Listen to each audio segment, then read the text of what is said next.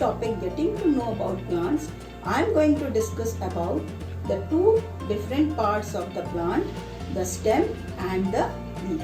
So let's begin with the session. Let me first tell you about the plants.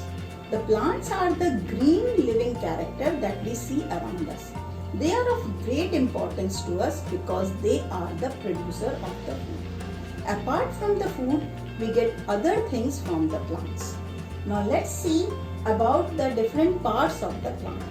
For this purpose, we have considered a flowering plant. A flowering plant is a plant which has got well-defined systems in it. It has got all the well-defined roots, leaves, stems, flower and fruit. The overall flowering plant is divided into two systems. One which lies below the soil called the root system, and the other which lies above the soil called the shoot system.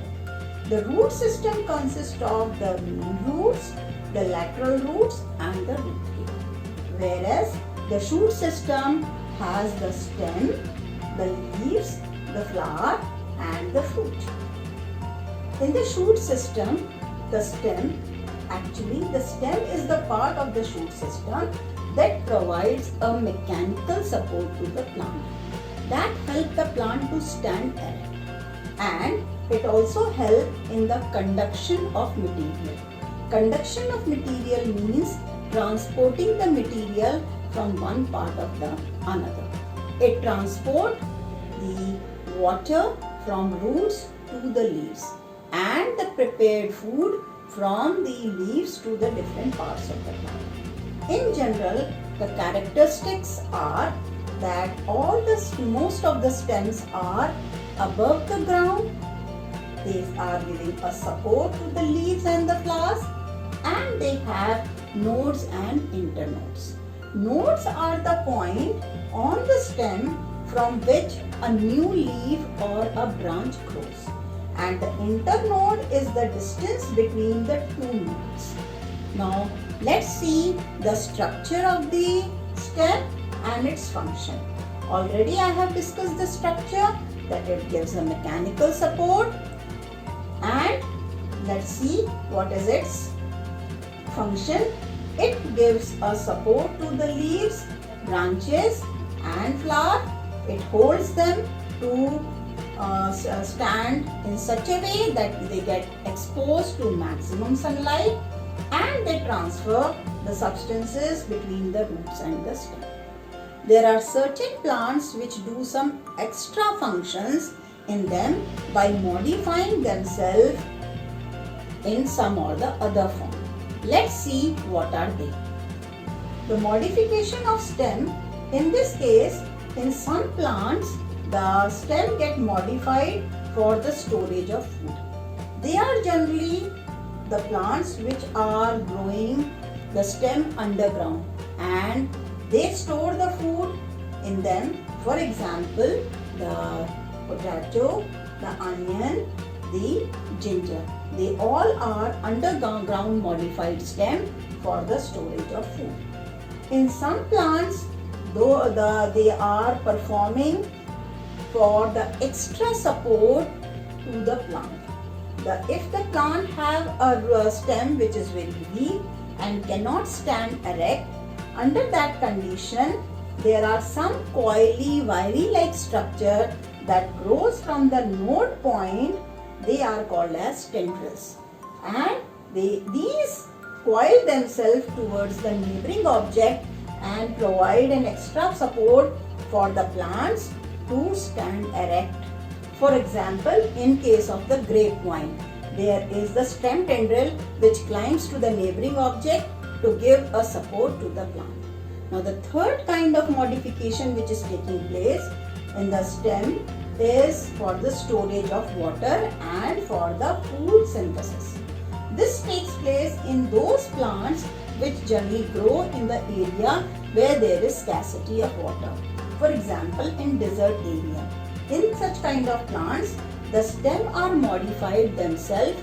They convert into green fleshy to store water, and they perform the process of photosynthesis for the plants.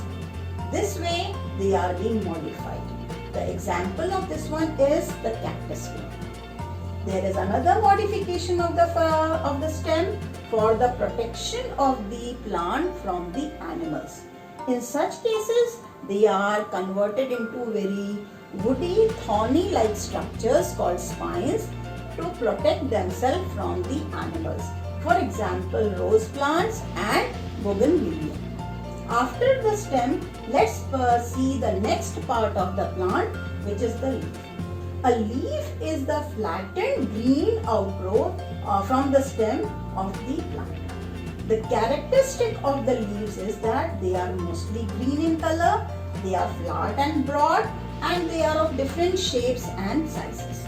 If you talk about the structure of the leaf or the part of the leaf, a leaf mainly has 5 parts: the petiole, the lamina, the midrib, the vein, and the leaf margin. Petiole is the stalk part of the leaf which is attached to the stem at the node. The lamina is the flat, broad, green part of the plant which has a maximum exposure to the sunlight, and this is for the process of photosynthesis. Now, in the leaf lamina, there is a thick stalk which is going through the center or the middle of the lamina. This is called as the midrib, and it has got thin lines that are running throughout the lamina, which is called veins. The purpose of veins is to carry the water and minerals for the process of photosynthesis. Then the boundary of the leaf lamina is called as the leaf margin. If we see the different kind of leaves, we find that the veins in this case are in a different design, and these veins which are of different design, it is just because of certain characteristics. If we see these veins, the network of the veins in the leaf lamina, we commonly call it as venation, and this venation is not same in all cases. Generally, the venation is being categorized into 2 different types. One is called as the parallel venation, in which the vein runs parallel to each other lengthwise from the petiole to the tip of the leaf, or sometimes it runs parallel to the midrib also. There is another kind of venation which is called as a reticulate venation. In such kind of venation, the veins runs in all direction on the either side of the midrib or the main vein that runs through the center of the leaf, and this gives rise to more smaller veins which are called veinlets. Now, depending upon the type of the veins, we can identify the types of roots a plant has. If any plant leaf has the parallel venation, such type of plants have the fibrous roots in it, and such type of plants are generally the monopod plants. For example, the wheat plant. The leaf of the wheat plant has the parallel venation on its leaf, and they have the fibrous roots, whereas the leaves which have the reticulate venation, they has the taproot, and such type of plants are the dicot plants. So all the dicot plants shows the reticulate venation and they have the taproot. Now, on the basis of the leaf lamina, the leaves are being categorized into 2 different kinds. One is called as the simple leaf, the other is called as the compound leaf. The simple leaf is the leaf type in which it has a single leaf lamina or single leaf blade on its stalk, and the stalk is directly attached to the plant body. For example, the peepal leaf, which has got one single lamina, whereas in case of the compound leaf, a stalk has more than one leaf blade, as we can see in this figure, and these leaflets, many leaflets, they make one single leaf that is attached to the single stalk.